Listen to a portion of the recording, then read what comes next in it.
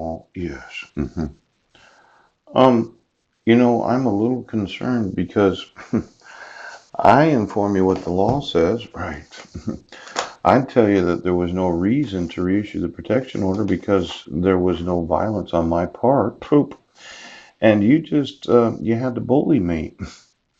Now, this idea that the court, nor should the court be deficient in showing justice. That's really what I'm wanting. I'm wanting you to acknowledge that I did not receive any notice of court hearings.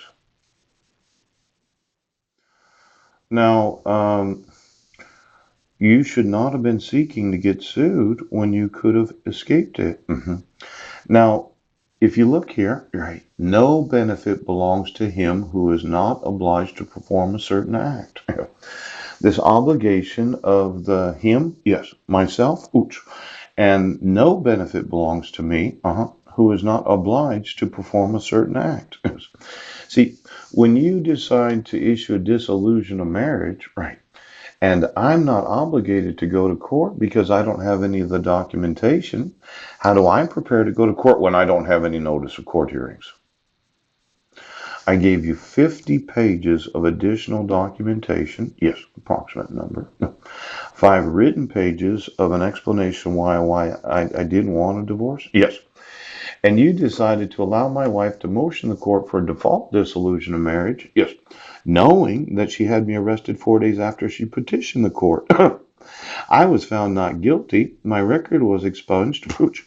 And you just kept reissuing protection orders. Yes. Well, I wouldn't do your mental health evaluation. Yes. I wouldn't motion the court. Yeah. I wouldn't participate in the crime of not showing justice. I'm not obligated to do a fucking thing. You cannot make me do something I'm not obligated to do because there's no benefit to myself to do what you're saying. I'm not going to jump through your hoops. You're not going to sit there as a judge and tell me, well, thank you, Mr. Budnick. After 7 years, 8 months, and approximately 27 days, you decided to motion the court so that we could tell you what to do. I'm not going to do what you say. Pope, Judge, I am not going to do what you say. You are not going to bully me into having to participate in your crime. Now, I gave an example. Yes, approximately 1 million emails of it. Right.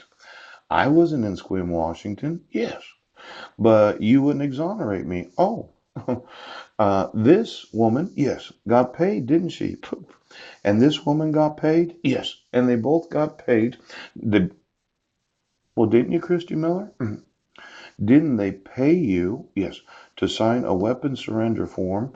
And it wasn't the petitioner that petitioned the court, it was the county? Yes, without an arrest. Poop. The whole reason you did this was what? I was homeless and wouldn't do what you say? Yes. Well, I had to live with some very violent individuals to do that. I began informing you that this was a crime in 2015. Your answer was to make up a bogus crime. Yes. Have me jailed on the 4th of January. Yes. Refused to admit the evidence that I wasn't in Squim. All right. Then you refused to allow me to have my wife removed from the custody of my sons. Yes. Because of a false police report, false arrest, and false incarceration. And instead of reading the emails, fact checking, yes, you decided to say I was incompetent to stand trial because I wanted what obligated me to appear in court. Yes. Getting an email from the public defender's office, yes, saying, well, we know that you do read your emails because I send them emails every day, multiple times a day. Documenting, yes, that I was not in Sequim, Washington, yes, and it was a false arrest, and that you had the evidence when I was on the bus, right? I can go through every time that I slept at the Serenity House for the last 6 years, and every individual that did sleep there too, right now. It's not that I could use them for witnesses unless they agreed. Right, right. It's that I could find out their actual arrest record, their conviction record, yes, and their mental health evaluations. Nothing like sleeping next to somebody that's absolutely crazy and violent. When the only reason I was sleeping there is you wouldn't enforce my rights.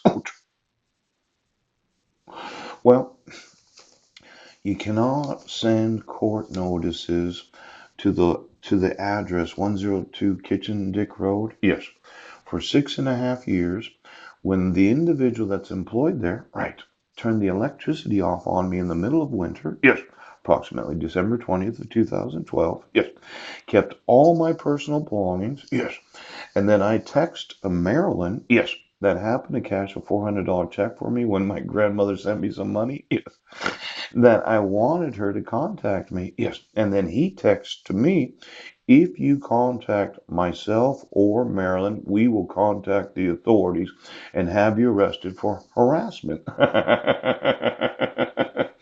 Now, this 1023 Kitchen Dick Road, we talked about it quite a bit. Yes. Mike's quite the bully. Pooch!